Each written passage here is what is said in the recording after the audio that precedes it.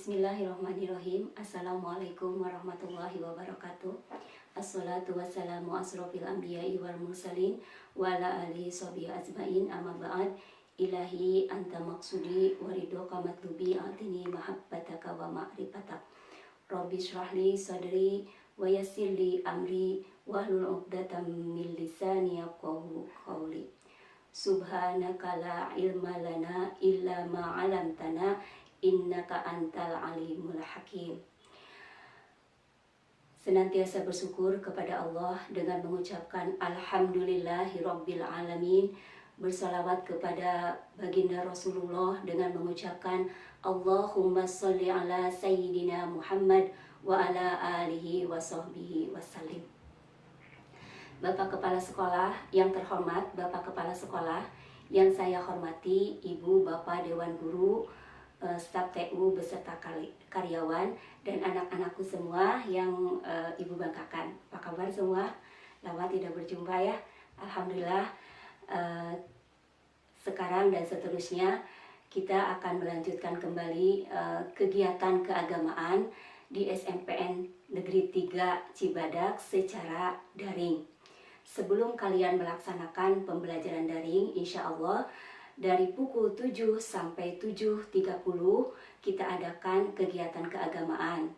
Disilahkan kalian melihat, mendengarkan di channel YouTube yang nanti akan di-share dan akan disampaikan oleh guru yang ditunjuk oleh tim sekolah.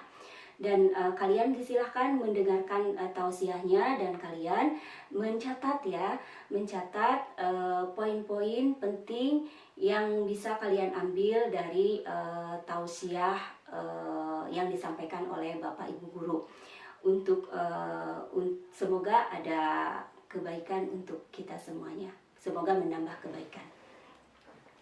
Anak-anakku yang Ibu banggakan, semoga Ibu doakan kalian senantiasa sehat walafiat, berada di rumah bersama keluarga tercinta. Pada tausiah kali ini, Ibu akan menyampaikan tausiah dua sisi. Anak-anakku yang dirahmati oleh Allah Subhanahu wa Ta'ala, kita diajarkan oleh lingkungan kita, oleh kedua orang tua kita, oleh guru-guru kita tercinta untuk senantiasa memberi dalam konsep Islam pada keadaan pisyaro wadoro, dalam keadaan lapang maupun sempit. Ketika kita memiliki kelapangan, ketika kita memiliki keleluasaan, kita memiliki amanah yang bisa bermanfaat untuk orang lainnya, alangkah indahnya apabila kita memberi dengan ringan. Nah, di sisi lain, kita sebagai manusia yang membutuhkan, kita juga diajarkan untuk menahan diri dari meminta-minta. Nah, kenapa?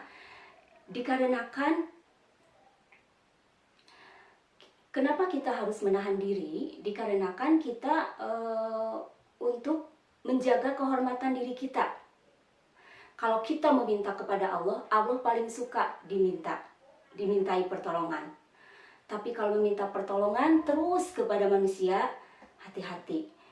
Manusia bisa bosan dimintai terus pertolongan oleh kita.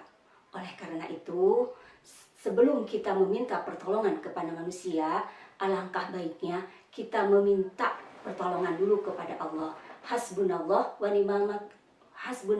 ni'mal wakil, ni'mal maula wa ni'man nasir. Setelah itu, setelah kita meminta pertolongan kepada Allah, kita juga meminta kepada Allah siapa nih kira-kira orang yang bisa kita mintai pertolongan. Ya, satu, kita juga dianjurkan untuk memberi pertolongan. Di sisi lain kita juga untuk bisa menahan diri dalam senantiasa meminta pertolongan kepada orang lain untuk menjaga harga diri kita. Yang kedua, kita juga diajarkan oleh lingkungan untuk ikhlas. Ikhlas dalam melakukan kebaikan. Ibu, bagaimana ini indikator ikhlas itu? Bagaimana kriteria ikhlas itu? Kriteria ikhlas itu yang tahu adalah individu itu sendiri dan Allah Subhanahu wa Ta'ala. Makanya kita diajarkan kan doa, Allahumma j'alna minal mukhlasin. Ya Allah, jadikanlah aku ini, jadikanlah kita itu orang yang diikhlaskan. Ya, jadi kita ilmu ikhlas itu, kebaikan yang kita lakukan itu harus dengan ikhlas, kita sendiri yang mengetahuinya.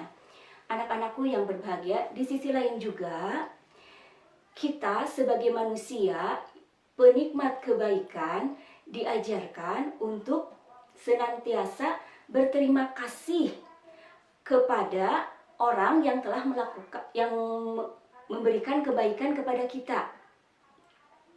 Dengan ucapan misalnya terima kasih, hatur nuhun, jazakillah khair, jazakumullah khair, atau ucapan-ucapan yang positif yang tentunya akan lebih menyenangkan atau lebih menyemangati.